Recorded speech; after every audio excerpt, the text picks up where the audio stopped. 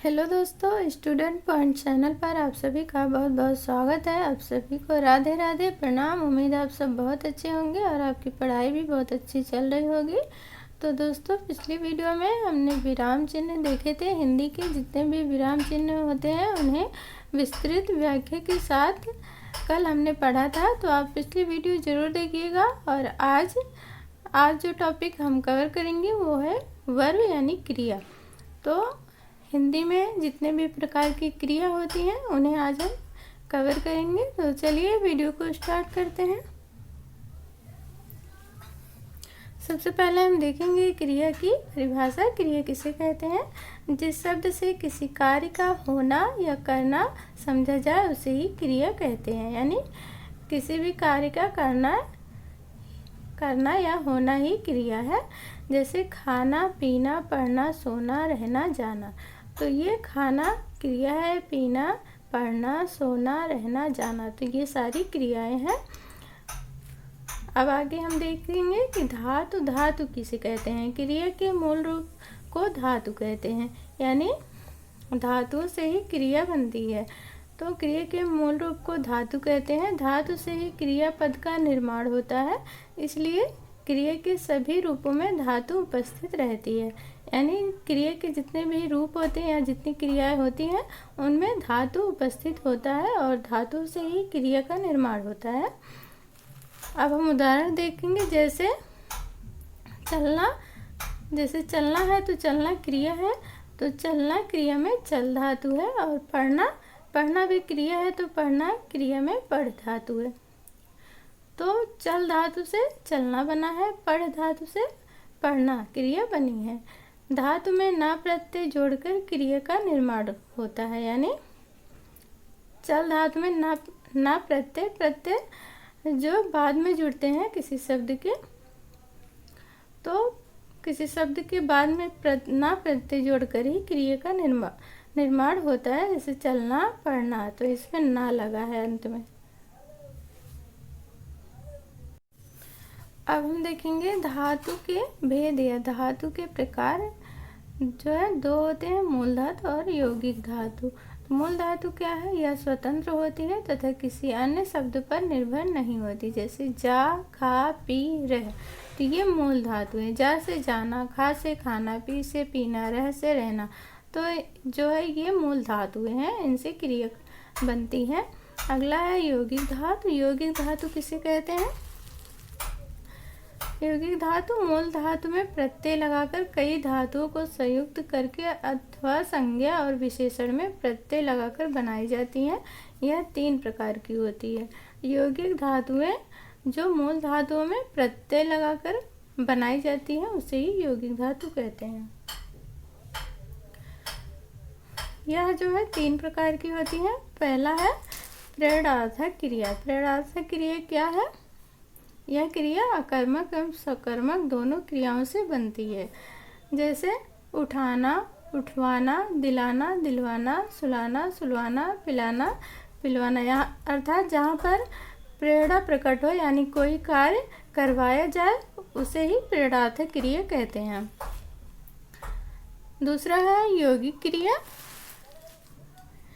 यौगिक क्रिया क्या है? 2 या 2 से अधिक धातुओं के संयोग से यौगिक क्रिया बनती है। जैसे रोना, धोना, तो इसमें 2 क्रियाएं हैं, जैसे रोना, धोना, उठना, बैठना, चलना, फिरना, खा लेना, उठ बैठना, तो ये सब यौगिक क्रियाएं हैं। अगला है नाम धातु क्रिया। नाम धातु क्रिया क्या है? संज्ञा या विशेषण से बनने वाली धातु को नाम धातु कहते हैं। जैसे गाली से गरियाना, लात से लतियाना, बात से बतियाना, गरम से गरमाना, तो गरियाना, लतियाना, बतियाना, गरमाना, तो ये नाम धातु क्रियाएं हैं। अब दोस्तों हम देखेंगे कर्म के अनुसार या रचना की दृष्टि से क्रिया के भेद। तो कर्म के अनुसार या रचना की दृष्टि से क्रियाएं 2 प्रकार की होती हैं, सकर्मक क्रिया और अकर्मक क्रिया। तो ये क्रिया एग्जाम में ज़्यादा पूछी जाती हैं, तो आप इन्हें ध्यान से देखिएगा। सकर्मक क्रिया किसे कहते हैं? जिस क्रिया के साथ कर्म हो या कर्म की संभावना हो तथा जिस क्रिया का फल कर्म पर पड़ता है उसे सकर्मक क्रिया कहते हैं।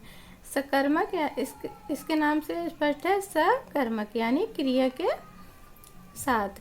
तो जिस क्रिया के साथ कर्म हो, तो जिस क्रिया के साथ कर्म हो या जिस क्रिया में कर्म की संभावना हो तथा जिस क्रिया का फल जो है कर्म पर पड़ता है उसे ही सकर्मक क्रिया कहते हैं। जैसे राम फल खाता है, सीता गीत गाती है, मोहन पढ़ता है। तो हम सकर्मक क्रिया कैसे पहचानेंगे? तो हम क्वेश्चन करेंगे, जैसे राम क्या खाता है। अगर आपको आंसर मिल जाता है तो वहाँ पे सकर्मक क्रिया होगी, अगर नहीं मिलेगा आंसर तो अकर्मक क्रिया हो जाएगी। तो राम क्या खाता है? राम फल खाता है। सीता क्या गाती है? सीता गीत गाती है। मोहन क्या पढ़ता है? तो यहाँ पे है मोहन पढ़ता है। अगर हम क्वेश्चन करेंगे मोहन क्या पढ़ता है तो आंसर आएगा तो कि मोहन न्यूज़पेपर या बुक पढ़ता है। तो इसलिए यहाँ पे तीनों उदाहरण में सकर्मक क्रिया है। आगे है अकर्मक क्रिया। अकर्मक क्रिया क्या है? अकर्मक क्रिया के साथ कर्म नहीं होता है तथा उसका फल कर्ता पर पड़ता है। तो इसे हम कैसे पहचानेंगे? क्वेश्चन करके। राधा रोती है, तो अगर हम क्वेश्चन करेंगे राधा क्या रोती है तो आपको आंसर नहीं मिलेगा, तो इसलिए यहाँ पे अकर्मक क्रिया है। मोहन हंसता है, मोहन क्या हंसता है तो आंसर नहीं मिला, इसलिए यहाँ पे अकर्मक क्रिया है। ये पहचानने की दोस्तों ट्रिक है आपको सकर्मक क्रिया और अकर्मक क्रिया में अंतर। आप एग्जाम में ऐसे उदाहरण दे दिए जाता है, पूछ लिया जाता है कि कौन सी क्रिया है, इस तरह से आप पहचान पाएंगे।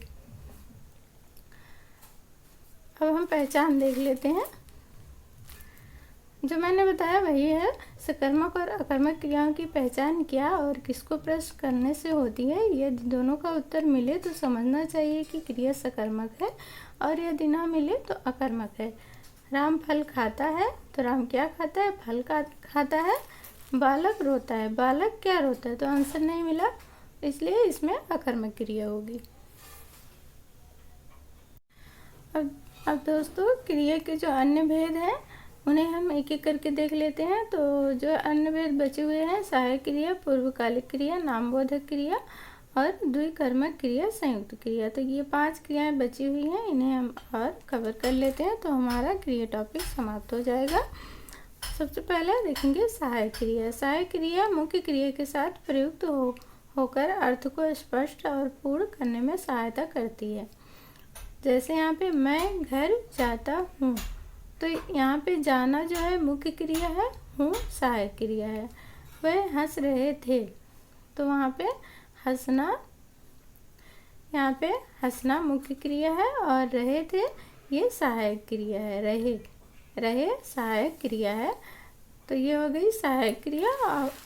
और आगे है पूर्वकालिक क्रिया। पूर्वकालिक क्रिया किसे कहेंगे? जब कर्ता एक क्रिया को समाप्त कर दूसरी क्रिया करना प्रारंभ करता है तब पहली क्रिया को पूर्वकालिक क्रिया कहा जाता है। यानी जहाँ पर कोई कार्य, एक कार्य समाप्त कर लिया जाता है और दूसरा कार्य प्रारंभ किया जाता है, तो जो समाप्त हुई क्रिया है या समाप्त कार्य है उसे ही पूर्वकालिक क्रिया कहते हैं।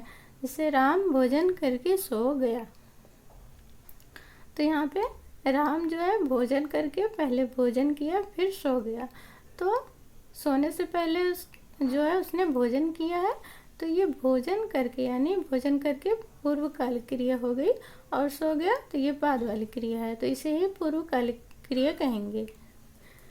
आगे है नाम धातु क्रिया। नाम धातु क्रिया किसे कहेंगे? संज्ञा अथवा विशेषण के साथ क्रिया जुड़ने से नाम। दोस्तों नाम धातु मैंने बताया ये नाम बोधक क्रिया है। संज्ञा अथवा विशेषण के साथ क्रिया जुड़ने से नाम बोधक क्रिया बनती है। जैसे संज्ञा, जैसे संज्ञा है और यह क्रिया है, जैसे लाठी मारना, तो लाठी मारना लाठी संज्ञा है और मारना क्रिया है। रक्त खोलना, तो रक्त संज्ञा है, खोलना क्रिया है।